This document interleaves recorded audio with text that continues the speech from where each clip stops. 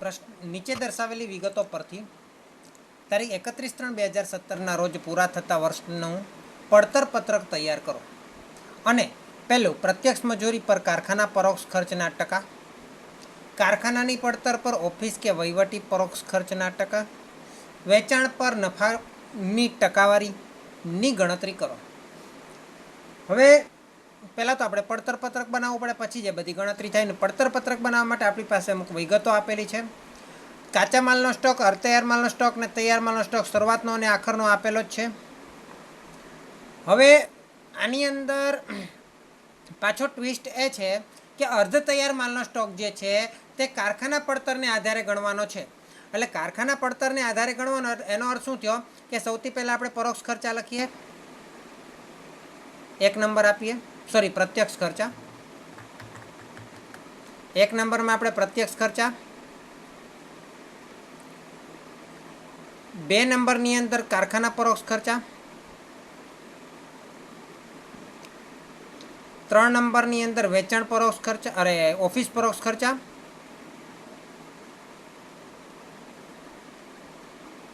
અને 4 નંબરની અંદર વેચાણ વિતરણ પરોક્ષ ખર્ચા. હવે સૌથી પહેલાં 1 નંબરની ઉપર આવે કાચા માલ અને 4 નંબરની ઉપર આવે તૈયાર માલ. અર્ધ તૈયાર માલ માટે 2 મેથડ છે હે ને, એક છે પ્રત્યક્ષ ખર્ચાને આધારે અને બીજું છે કારખાનાને આધારે. અહીંયા આ વખતે કઈ રીતે કીધેલું છે? કારખાના પડતરને આધારે કીધેલું છે. કારખાના પડતરને આધારે કીધેલું હોય તો આપણે કારખાના પછી લેવાનું, અને કારખાના પડતરને આધારે નહીં કીધેલું હોય તો આપણે જેમ ગઈકાલે કરેલું એમ પ્રત્યક્ષ ખર્ચા પછી તરત લઈ લેવાનું. સમજ પડી તમને? પ્રાથમિક પડતરને આધારે અહીંયા આપણને પ્રાથમિક પડતર મળે તો પ્રાથમિક પડતરને આધારે કીધું હોય તો પહેલાં ને બીજાની વચ્ચે લેવાનું, અને અહીંયા આપણને કૌંસમાં આપેલું છે કારખાના પડતરને આધારે, જે મેં તમને પહેલાં લખાવેલું ને સૌથી પહેલાં તો એ કારખાના પડતરને આધારે કહેવાય. 2 મેથડ છે અલગ અલગ. ઓકે, તો હવે આપણે નંબર જરા આપી દઈએ. અહીંયા આપણને કાચા માલમાં તો પહેલાં જ આવશે, શરૂઆતનો હોય કે આખરનો. શરૂઆતનો પ્લસ કરવાનો, આખરનો માઇનસ કરવાનો. પછી આ આવશે 3 નંબરની પહેલાં, આ આવશે 4 નંબરની પહેલાં, આ આવશે 1 નંબરમાં, આ પ્રત્યક્ષ છે એટલે 1 નંબરમાં, કારખાનાનું છે 2 નંબર, ઓફિસનું છે 3 નંબર, વેચાણ વિતરણ છે 4 નંબર, વેચાણ પરોક્ષ ખર્ચા છે 4 નંબર, એટલે વેચાણમાં જ છે 4 નંબર, અને છેલ્લે વેચાણ. બસ સિમ્પલ નાનો એવો દાખલો છે, એમાં કંઈ જ મગજમારી નથી. આપણે કરવા માંડીએ. તો સૌથી પહેલાં શું કરશું, મને પહેલાં તો આપણે છે ને આંકડા બાકડા પછી લખ્યા કરશું. આંકડાનું મને ટેન્શન એટલું નથી, મને ટેન્શન છે એના ક્રમનું હે ને. તો આપણે પહેલાં લખતા જઈએ. તો પહેલું શું આવશે મને તમે કહેતા જાઓ, એ પ્રમાણે હું લખતો જઈશ. મને કશું યાદ નથી. બોલો બોલો, જલ્દી બોલો.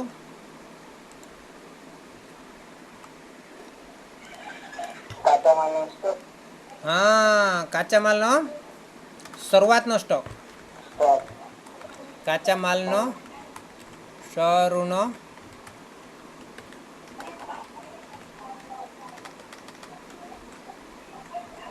ક્લિયર. કાચા માલના શરૂના સ્ટોકમાં આપણે પ્લસ શું કરીશું? કાચા માલની ખરીદી,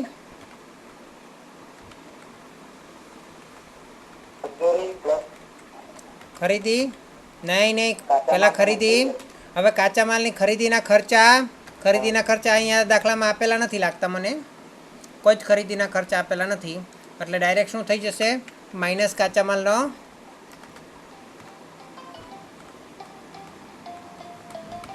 છેવટનો સ્ટોક. ત્યાર પછી આપણને શું મળશે? પ્રાથમિક પડતર મળે. નહીં પ્રાથમિક પડતર નહીં, આ તો શું મળે આપણને? વપરાયેલ કાચા માલની પડતર મળે. શું મળે? વપરાયેલ કાચા માલની પડતર. હજુ આની અંદર બીજા 2 પ્રત્યક્ષ ખર્ચા ઉમેરવાના બાકી છે. હવે એની અંદર આવશે પ્રત્યક્ષ મજૂરી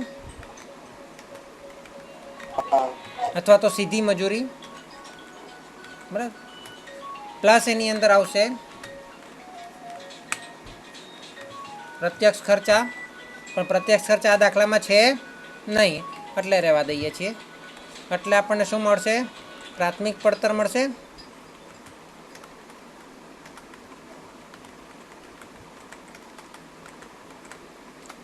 પ્રાથમિક પડતર મળે એની અંદર આપણે શું ઉમેરશું? જો કંઈ ના કીધું હોય તો આપણે અર્ધ તૈયાર માલનો પોઈન્ટ અહીંયા લઈ લેવાનો, પરંતુ અહીં લખેલું છે કારખાના પડતરને આધારે, એટલે આપણે પોઈન્ટ તો આપણે પ્રાથમિક પડતરની વાત કરતા હતા. પ્રાથમિક પડતર પછી આપણે જો પ્રાથમિક પડતરના આધારે હોય અર્ધ તૈયાર માલ, તો અર્ધ તૈયાર માલ અહીંયા ગણવાનો આવે, પણ કારખાના પડતરને આધારે છે એટલે અર્ધ તૈયાર માલ આપણે અહીંયા ગણવાનો છે. એટલે પહેલાં આપણે શરૂઆતનો સ્ટોક પ્લસ કરશું અર્ધ તૈયાર માલનો.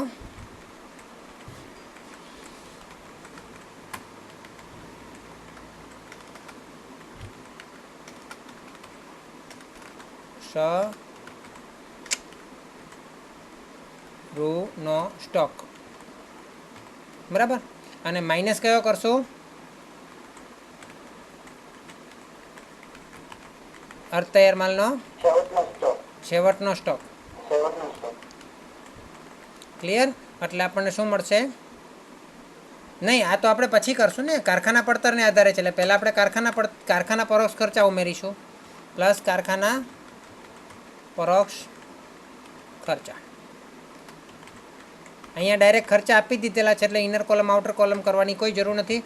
એટલે ડાયરેક્ટ આપણને કારખાના પડતર મળશે. હવે અર્ધ તૈયાર માલનો શરૂનો સ્ટોક અને છેવટનો સ્ટોક આપણે ઉમેરીએ, પ્લસ કરીએ, માઇનસ કરીએ એટલે આપણને કારખાના પડતર ચોખ્ખી મળશે. કેવી મળશે? ચોખ્ખી કારખાના પડતર. હે ને?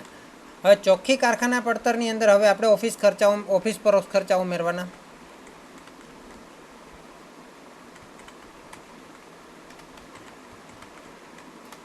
એટલે આપણને મળશે ઓફિસ પડતર. એ બી બેઠો આપી દીધેલા છે ઓફિસ પરોક્ષ ખર્ચા, ઓફિસ અથવા તો ઉત્પાદન પડતર. પણ કયા?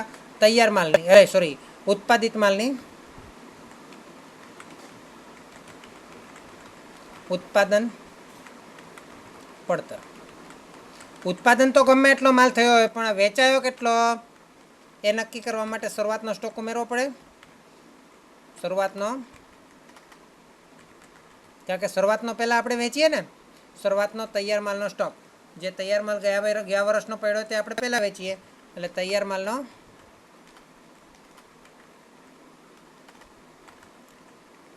માલનો સ્ટોક. અને છેવટનો હોય જે આપણે નથી વેચાયો તે બાદ કરી દેવો પડે, તો આપણને વેચાણ મળે ને છેવટનો.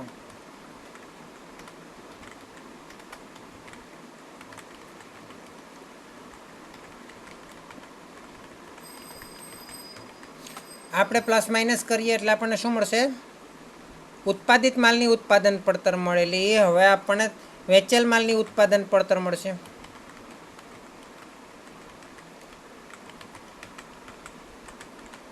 આ વેચેલ માલની ઉત્પાદન પડતર છે. જો આપણે વેચેલ માલની કુલ પડતર જોઈતી હોય તો આપણે શું કરશું? એની અંદર વેચાણ ખર્ચા ઉમેરીશું, હે ને? તો વેચાણ ખર્ચાની અંદર અહીંયા બે આપેલા છે, વેચાણ વિતરણ ખર્ચના. એટલે આપણે એને ઇનર કોલમ આઉટર કોલમમાં લખવું પડશે. એટલે વેચાણ વિતરણ પરોક્ષ ખર્ચ. એની અંદર વેચાણના અલગ આપેલા છે, વેચાણ ખર્ચા, વેચાણ પરોક્ષ ખર્ચા અને વિતરણ પરોક્ષ ખર્ચા.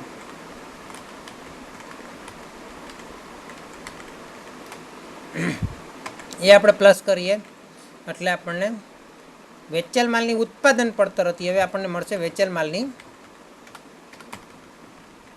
કુલ પડતર. વેચેલ માલની કુલ પડતર જે છે એની અંદર આપણે નફો ઉમેરી અને આપણે માલ વેચવાનો હોય એટલે એને આપણે વેચાણ કહેવાય. અહીંયા આપણું પત્રક આ દાખલા માટેનું પૂરું થાય છે. હવે એની અંદર આપણે આંકડાઓ ઉમેરવાના બાકી છે. તો આપણે આંકડાઓ ઉમેરતા પહેલાં લાઈનો કરી દઈએ એટલે તમને વધારે સમજ પડશે. તો આ રીતે આપણે એની અંદર લાઈનો બનાવી શકીએ અને એની અંદર આપણે એક જ કોલમની અંદર કામ થઈ જાય એમ છે. અને કેટલા એકમો માટે છે કહ્યું હોય તો આપણે એકમો પણ ઉપર હેડિંગમાં લખી દેવાના, નહીં તો ફક્ત લખી દેવાનું પડતર પત્રક. ચાલો તો હવે આપણે એની અંદર આંકડાઓ ભરીએ. તો કાચા માલનો શરૂઆતનો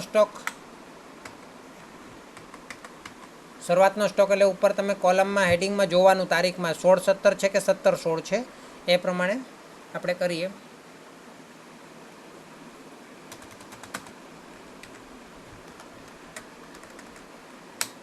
ત્યાર પછી કાચા માલની ખરીદી 1,60,000. ત્યાર પછી કાચા માલનો છેવટનો સ્ટોક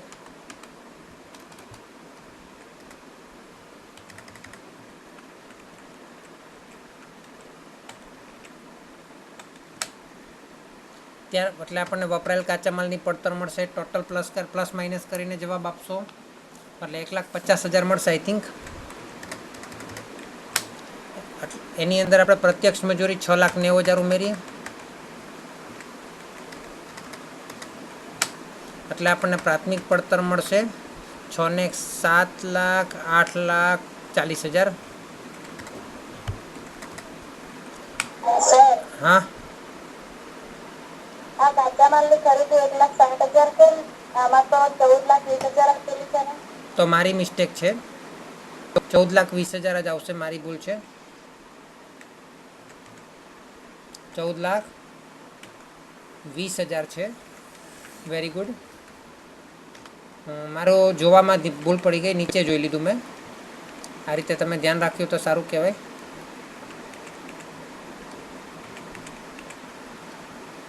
ક્લિયર? એટલે આપણે ટોટલ ને બધું પણ ખોટું જ આવશે ને. ચલો તો અહીંયા શું આવશે? 14 ને 15 લાખમાંથી 9 લાખ જાય એટલે 14,10,000 આવશે.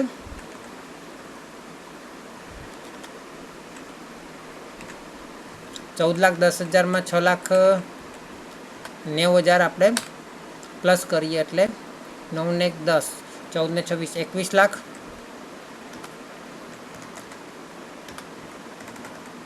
21 લાખની અંદર કારખાના પરોક્ષ ખર્ચા આપણે 2,30,000 ઉમેરીએ.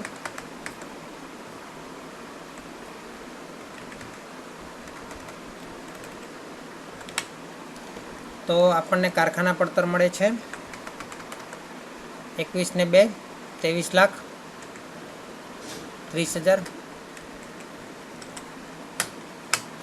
એની અંદર અર્ધ તૈયાર માલનો શરૂઆતનો સ્ટોક ઉમેરવાનો છે અને અર્ધ તૈયાર માલનો છેવટનો સ્ટોક બાદ કરો. આજે મેં જે પત્રક બનાવીને આપેલું એ મેથડ છે.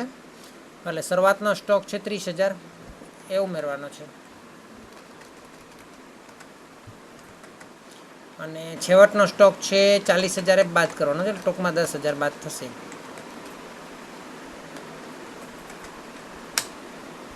ચોખ્ખી કારખાના પડતર 23 મેં 20 છે એટલે 20 ઉમેરી 23,50,000.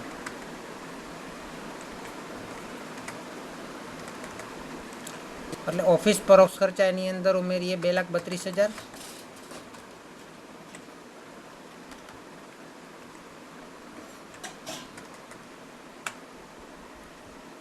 $2,32,000. ઉત્પાદિત માલની ઉત્પાદન પડતર કેટલી આવશે?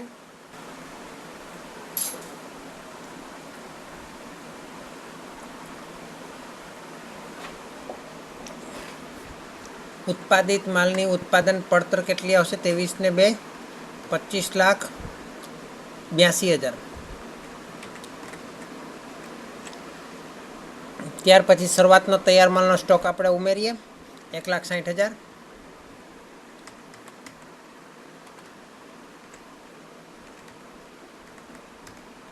અને છેવટનો તૈયાર માલનો સ્ટોક બાદ કરીએ 1,12,000.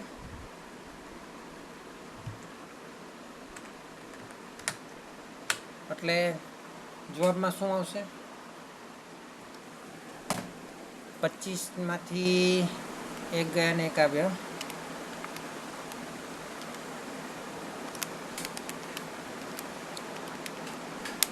26,30,000.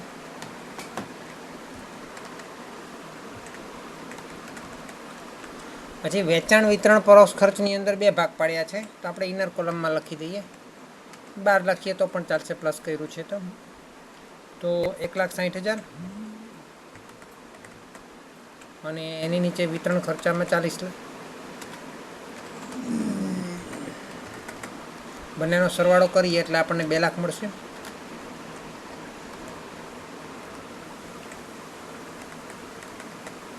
અને 26 લાખ ને 2 લાખ 28,30,000 આવશે.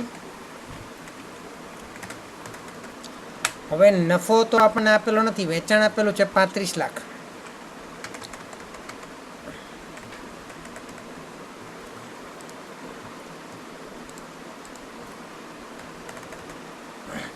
વેચાણ 35 લાખ આપ્યું છે એટલે તમે ડિફરન્સ કાઢશો એટલે તમને નફો મળશે. કઈ જુઓ ટોટલમાં ને એ બધામાં ભૂલ નથી ને?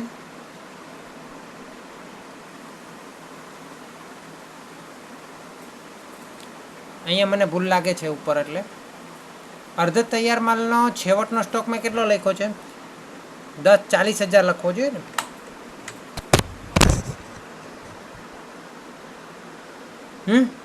એટલે કેટલા આવશે? 23,50,000 નહીં, 23,20,000 થઈ જશે. એટલે અહીંયા 3 ઘટી જશે, એટલે પાછું અહીંયા 3 ઘટી જશે, પાછું અહીંયા 3 ઘટી જશે. હા, એટલે અહીંયા આપણો તમારો જવાબ આવશે 7. કારણ કે મને ડાઉટ હતો બધું 7ના પહેલાં ગુણકમાં આવે છે, તો 7ના ગુણકમાં આવવું જોઈએ. તો તમારો જવાબ નફો કેટલો આવ્યો? 7 લાખ. તો અહીંયા તમારો પત્રક બન્યું છે, તમારો જવાબ નથી મળ્યો, કારણ કે તમને પ્રશ્ન શું પૂછ્યો છે એ તમે જુઓ. પ્રશ્ન શરૂઆતમાં તમને જોવા મળશે કાચા પ્રત્યક્ષ મજૂરી પર કારખાના પરોક્ષ ખર્ચના ટકા, કારખાના પડતર પર ઓફિસ કે વહીવટી પરોક્ષ ખર્ચના ટકા અને વેચાણ પર નફાની ટકાવારીની ગણતરી કરવાની છે. હવે આજે ગણતરી કરવાની છે એની વાત કરીએ આપણે. તો સૌથી પહેલાં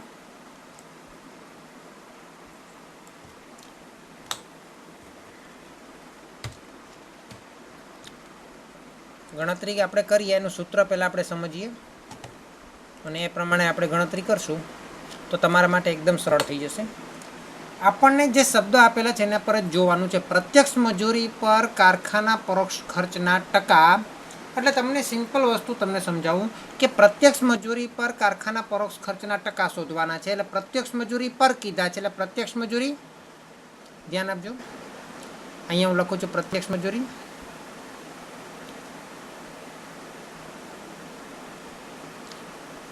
કારખાના પરોક્ષ ખર્ચ. બીજો શબ્દ શું વાપર્યો છે? કારખાના પરોક્ષ ખર્ચ. કારખાના પરોક્ષ ખર્ચ એટલે પ્રત્યક્ષ મજૂરી પર કારખાના પરોક્ષ ખર્ચના ટકા કીધા હોય તો પ્રત્યક્ષ મજૂરી હાલમાં કેટલી છે જોવાની? 21 લાખ છે. અને કારખાના પરોક્ષ ખર્ચ કેટલા છે જોવાના? તો કારખાના પરોક્ષ ખર્ચ આપણી પાસે છે 2,30,000. હવે પ્રત્યક્ષ મજૂરી પર કીધું છે એટલે પ્રત્યક્ષ મજૂરી પર 100 મૂકવાના. કેટલા મૂકવાના? 100. અથવા તમે અહીં નીચે લખીએ તો પણ ચાલે, પણ પ્રત્યક્ષ મજૂરી જેના પર આપણને કીધું હોય તેને 100 મૂકવાના એટલે આપણને જવાબ મળે. હવે આના પરથી તમે કોણ જવાબ લાવશે? ક્રોસ કરો. જે સામસામે 2 જણા આવે તે બંનેનો ગુણાકાર કરો એટલે કે 2,30,000 ભાગ્યા 100 એટલે ગુણ્યા 100 અને એકલો જે બચે તેને ભાગાકાર કરો એટલે 21 લાખ. એટલે તમને ટકાવારી મળી જશે. અને એમ બી નોર્મલ વસ્તુ છે, હું તમને સિમ્પલ સૂત્ર બી તમને સમજાવું. તો પ્રત્યક્ષ મજૂરી પર કારખાના પરોક્ષ ખર્ચ કીધા છે એટલે નીચે તમારે પ્રત્યક્ષ મજૂરી લખવાની. પર કીધું છે એટલે એની ઉપર લખવાનું. શું લખવાનું? કારખાના પરોક્ષ ખર્ચ. પ્રત્યક્ષ મજૂરી પર કારખાના પરોક્ષ ખર્ચ મૂકી દેવાના. બસ આપણે ટકાવારી જોઈતી હોય તો ગુણ્યા 100 કરવાના તો પણ તમારું સૂત્ર બની જશે. કારખાના પરોક્ષ ખર્ચ કેટલા છે? 2,30,000 છેદમાં પ્રત્યક્ષ મજૂરી 21 લાખ ગુણ્યા 100 કરો. કેટલા ટકા મળે છે મને કહો?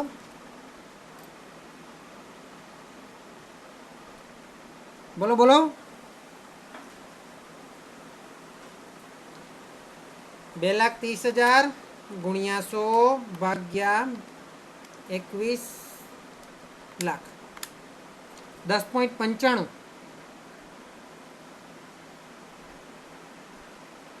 પ્રત્યક્ષ મજૂરી કેટલી છે? મારી જ ભૂલ છે. પ્રત્યક્ષ મજૂરી કેટલી છે? પ્રત્યક્ષ મજૂરીમાં ભૂલ છે મારી લખવામાં, પણ પ્રત્યક્ષ મજૂરી કેટલી છે? 6,90,000 છે ને, લખવામાં ભૂલ છે મારી. 6,90,000 છે. હવે તમે કરો જોઈએ. 2,30,000 ભાગ્યા 6,90,000 ગુણ્યા 100. કેટલા આવ્યા? 33.33 આવ્યા. 33.33% આવ્યા ને? તો આ તમારો પહેલો જવાબ છે. પહેલો જવાબ શું આવ્યો? 33.33. એ જ રીતે બીજું શું કીધું? કારખાના પડતર પર એટલે કારખાના પડતર નીચે લખવાનો, એના પર ઓફિસ ઉપર લખી દેવાના. ઓફિસ કયા કીધા છે? ઓફિસ પરોક્ષ ખર્ચ લખ્યા છે, પડતર નથી લખ્યું. કારખાના પડતર લખ્યું છે. બેકગ્રાઉન્ડ અવાજ બંધ કરો. કારખાના પડતર લખ્યું છે. નીચે કારખાના પડતર લખવાની છે. કારખાના પડતર શબ્દ વાપર્યો છે. ઉપર ઓફિસ કે વહીવટી પરોક્ષ ખર્ચ શબ્દ આપેલો છે ગુણ્યા 100. એટલે હવે તમે મને કહેશો કે કારખાના પડતર કે પેલા ઓફિસ કે વહીવટી ખર્ચ કેટલા છે? તો ઓફિસ કે વહીવટી ખર્ચ 2,32,000 છે. 2,32,000 છે. અને કારખાના પડતર કેટલી છે? કારખાના પડતર, ચોખ્ખી કારખાના પડતર છે ને, તે લેવાની. એ બી 23,20,000 છે. એટલે ભાગ્યા 23,20,000 ગુણ્યા 100 કરી દેવાના. એટલે તમને 10% મળશે. કેટલા મળ્યા જવાબ? 10% આવે છે.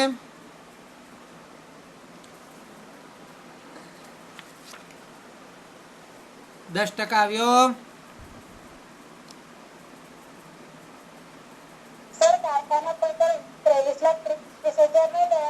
23,20,000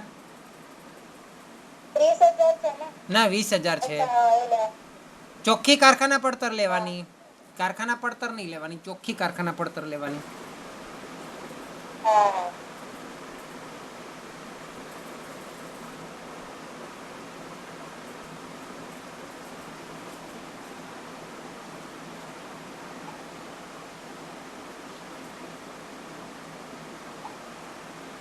થઈ ગયું?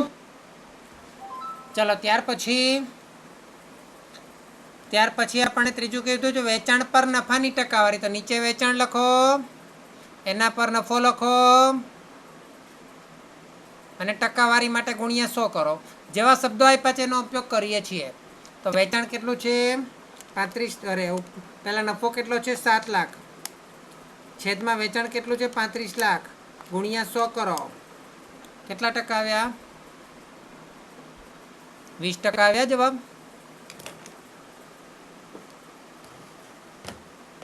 આવ્યો જવાબ?